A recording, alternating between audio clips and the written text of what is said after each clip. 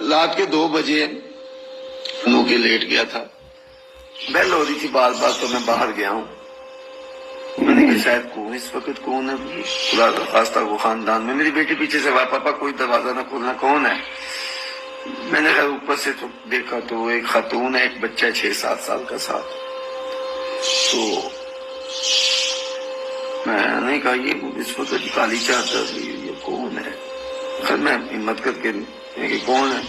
زاد بھائی ذرا بات سن. میں نیچے گیا ہوں، میں نے دروازہ کھولا.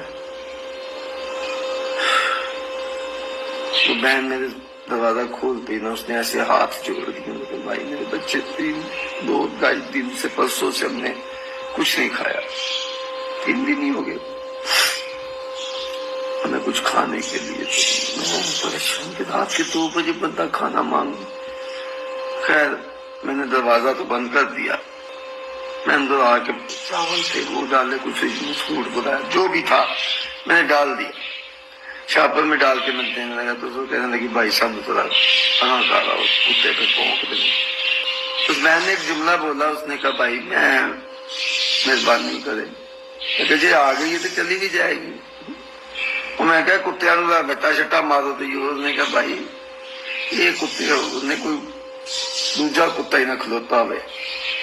میں نے گل کی پہلے سمجھ لائی. خیر اتو چل میرے نال گوانڈی ہے پوچھے تو اوپر دیکھ رہا سی، انہوں آواز دیتی نہ جی خیر ہے. اس ٹائم میں کہ تھلے آ. دونوں نے اس کو میں کہ تھوڑا باجی نو گلے تک آ رہی ہے. میں گلے تک کرن گیا تو میں کہ باجی تسی کون. اس نے جس خاندان کا نام لیا میرے رونگٹے کھڑے. میرے ملک یہ حالات ہو گئے، اتنے اچھے خاندان کی 2 بیٹیاں بھوک سے مری. خیر پھر مجھے جب پتا چل گیا کہ یہ فلاں کی، میں ان کو پھر وہ گجر لڑکے کو ساتھ لیا تو میں ان کو گھر تک چھوڑ کے آیا. دروازہ تو بند تھا تو وہ بیٹھک والی کھڑکی تو نہیں. 3 بیٹیاں اس کی جوان بچیاں وہ کھڑکی کی طرف سے منہ لگائے دیکھ رہی.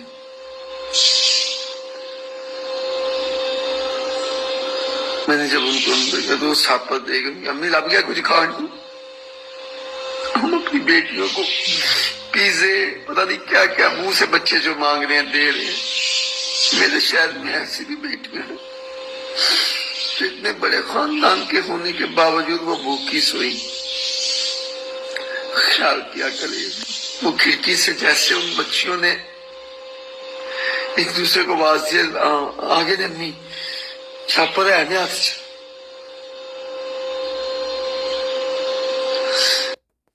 ناظرین اندازہ